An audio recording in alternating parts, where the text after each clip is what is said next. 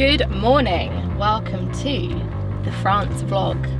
The vlog of our trip to France, our trip on the Eurotunnel, where we're taking the L322, the Range Rover, with us for a trip abroad for the first time. So very exciting day. We've just filled up a full tank and it's giving us just over 400 miles and it cost us a lot of money. It cost us, oh, let me go out here. Easy, let me go. Easy, let me go. Thank you. He's letting me go. Very good.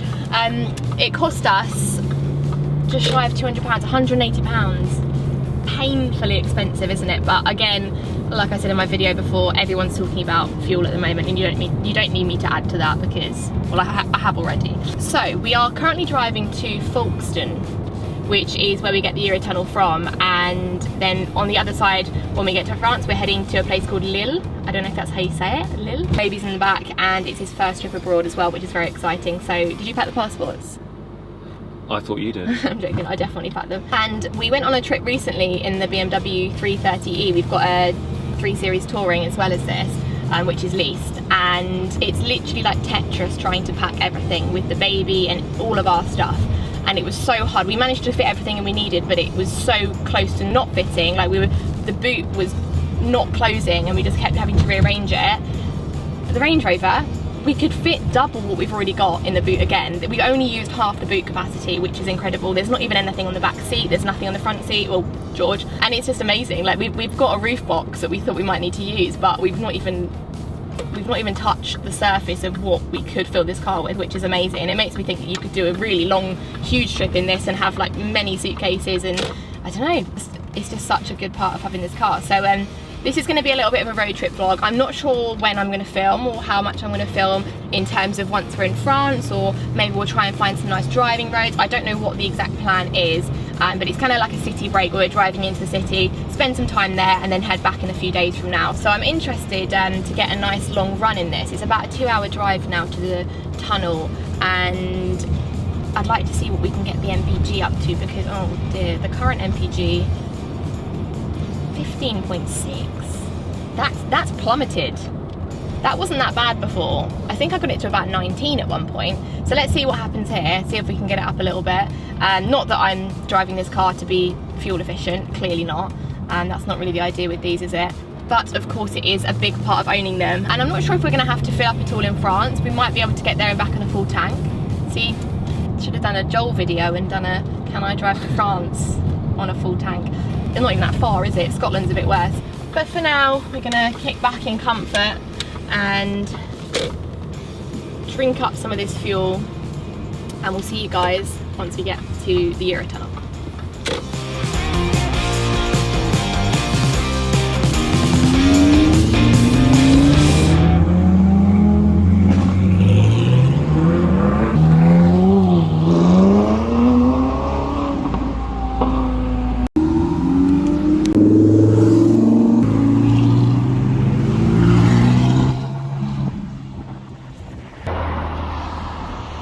There appears to be some sort of Ferrari meet here.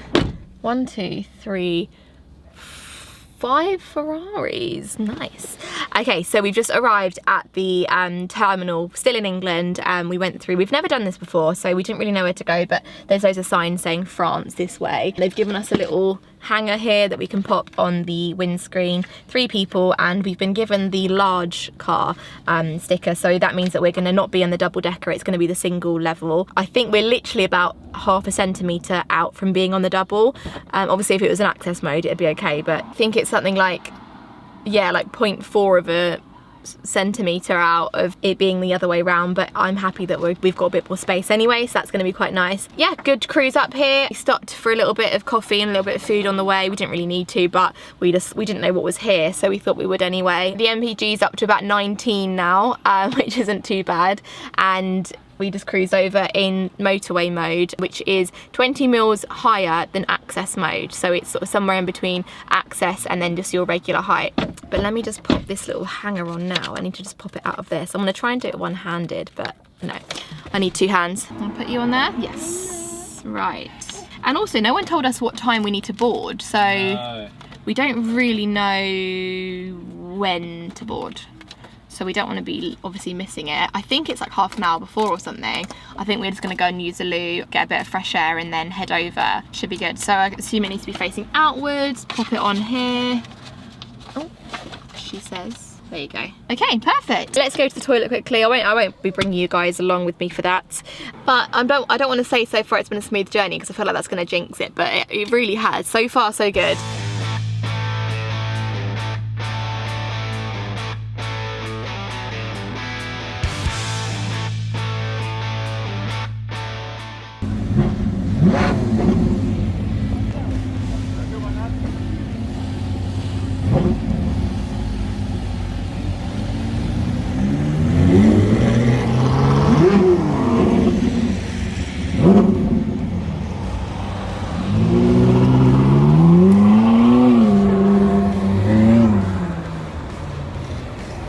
Over 90% of people who watch these videos are not subscribed, and if that's you watching, please hit the subscribe button. It's totally free, and give the video a thumbs up if you enjoy this channel. It's hugely supportive for me. It means YouTube knows that you enjoy watching these videos. It mees that I can carry on going on trips like this with the Range Rover. So enjoy the vlog, and thank you so much for watching. Okay, we are now at the, I don't know what you call this, the boarding part where you're in sort of rows. It's very backlit, so it's not the best shot, but I thought I'd quickly show this. We got this little AA kit from Amazon, and it basically has everything we need. Top tip though, you do need a high visibility vest per person. So we didn't realise that until last minute. Luckily Amazon Prime exists, so it came with this one, and then we ordered this one for a few pounds on top, because apparently they need to not only be in the car, not in the boot, they need to be in the car. It also needs to be one per passenger. Obviously I don't think the baby counts. I don't think Coda counts as a baby. Well, if he does, we haven't got one for him, but hopefully it's okay. And it's got things like the warning triangle, the bulbs. It also came with the GB stickers, but it's now changed over to UK. So we've already prepped the car, put the UK stickers on it.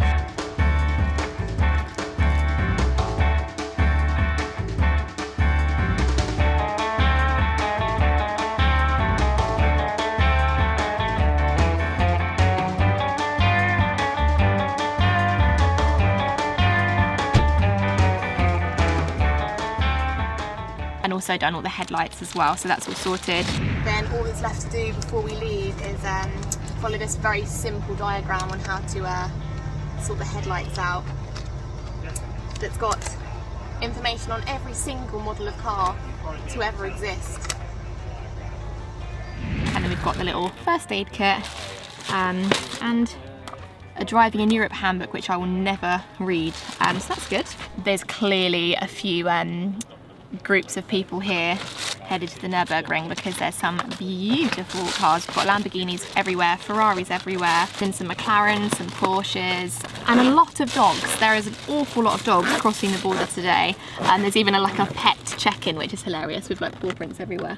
Very excited. We're leaving this in the car just because then we've got access to it if need be. Fingers crossed we don't get pulled over. And also, top tip, you need to get the a Crit Air, it's called Crit Air, a sticker that you apply for, like an emissions, a low emission sticker. So you need to make sure that you're a certain criteria in certain places. So for example, Paris, or where we're headed today, which is Lille. So we didn't have time to get the official one, but we've applied for a temporary one, which we printed out and stuck on the window. Fingers crossed it's good enough, because I think there's like a €70 fine or something if you don't have one. We've applied for one, we've got proof we've applied for it. We've printed out a temporary one with the QR code. Fingers crossed it's enough. So I think now we just wait until it's boarding time. Hopefully not too long.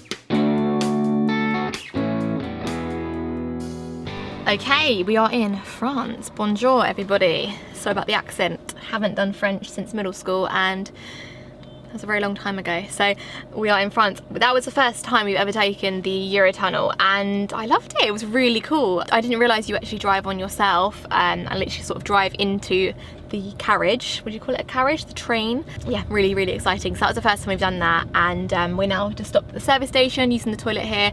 I was gonna get some food, but it's 13 euros for a sandwich, and I reckon it's not good. It's just overpriced because it's the first thing you see. So we're gonna wait until we get into the town later, into Lille later, and hopefully find some delicious, delicious food for dinner. We've just put the hotel in Waves, and it's saying we're gonna get there at 5 o'clock. So there was actually about an hour. What time were we meant to be here? Right, it's currently 10 to 4, and we were meant to be here at 10 past 2. So quite a bad delay actually, but it's 116 kilometers to get there and an hour and 14 minutes, so not too bad. And yeah, we're using Waze because I think it's a bit easier and better in Europe. Very exciting stuff. Are you ready? I am. It's hot, isn't it? It's warm, what is it? 23. It's like we're in a different country. It is. The time's wrong in here though. We need to switch it over. Yeah, it's all good. She's now speaking to us in English instead of French, so that's good. Okay, so we spent a lot of time out in Asia. Sort of during the pandemic, we were out mainly in the Philippines, and they drive on the right side of the road there, but obviously the steering wheel's the other side of the road. So it's been a long time since I've been driving this way, but to be honest, it feels like muscle memory. At the roundabout, take the first exit on A16 toward Dunkerque. Thank you, Sarah. It feels like I've slipped right back into it, and it's just funny seeing so many different number plates from different places around Europe. There's sort of French number plates, German number plates, and Belgian number plates everywhere. So we've got about an hour and 9 minutes to go. It's so weird that we've only just got this car and it's already in a different country. I love that. And that was way more exciting than flying. I love being in my car, and I love road trips, and the fact that you can go on holiday in your own car. Way prefer it to flying. If I could drive this everywhere, I would. Well, technically, I suppose I could drive it everywhere. Does that say Lille? Yes, yes, I've seen Lille. We're going in the right way, okay. And now I'm going the wrong way round a roundabout, which is always slightly off-putting. I'm going. Awesome. And I think I need to change the, I don't know if I can do it or not, but change the speedometer to showing kilometers per hour, but at least Waze tells me that for now, so that's good enough for me. But as it's electric, I assume that you can. Okay, cool, I'm just going straight for a few kilometers now. Perfect. Right, is this a little slip road? Nice. Oh, look at this little countryside. Very nice. Little allotments.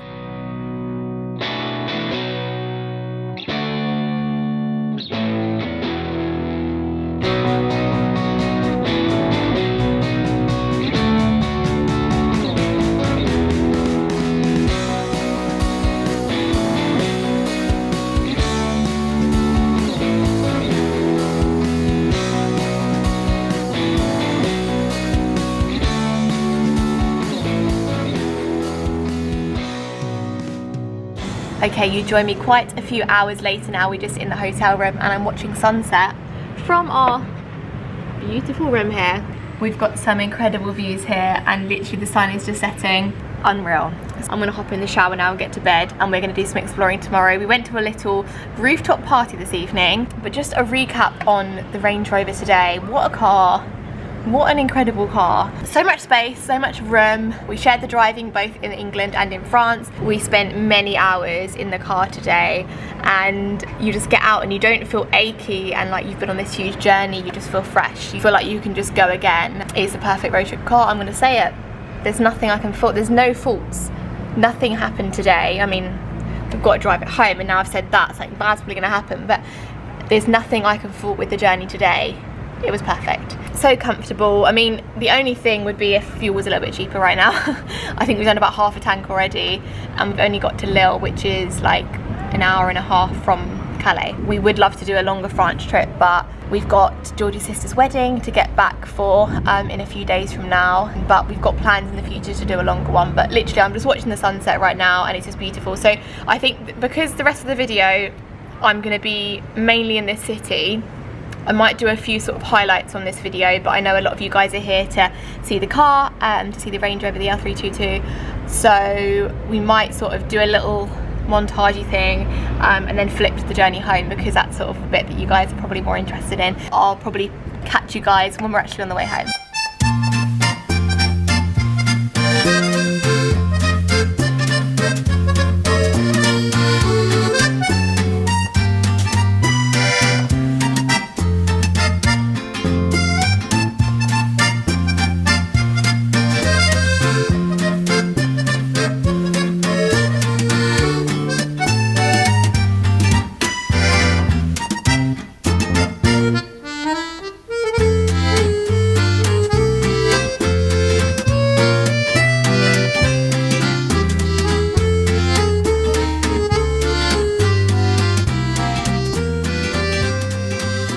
Now, I've got a funny story to tell you about this car park in a minute, and we're going to demonstrate it on the way out. On the way in, it was probably the most stressful parking situation ever, would you say? Yes. It was horrendous. It was, the maximum height is 1.9 and we're like 1.86. So we were holding our breath, hoping that it had been measured correctly, as in the height. We haven't got down for the other angle, which is slightly terrifying. Might have to reverse out. We might have to reverse out, and it's also the tightest space ever. And we didn't realise you need to take a ticket first, so we literally were going backwards and forwards about 8 times to get into this car park. But anyway, we're going to head to breakfast quickly. We're about to check out of the hotel, and then we're going to hit the road. So I've decided I'm actually going to get out the car and film George driving out the car park, just so that I can show you guys and we can be terrified together as to whether or not we're getting down. Thank God for access mode, because without that we would have literally scraped. He's just putting the car around now, so are you ready to see?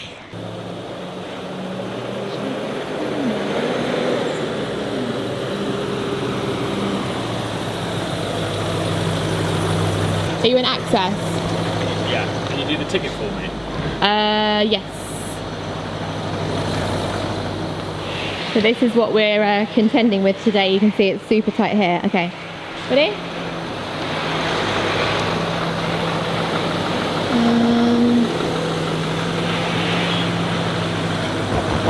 Great. Good luck.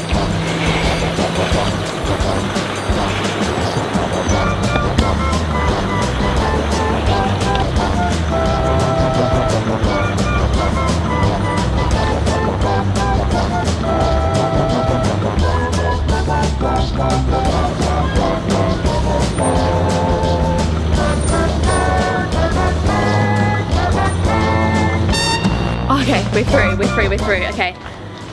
Thank goodness for that. We would have had to leave the Rangy in France, which, I mean, we would have had to have just moved to France, I suppose. Wouldn't be all bad. Okay, I'm gonna hop in the car now.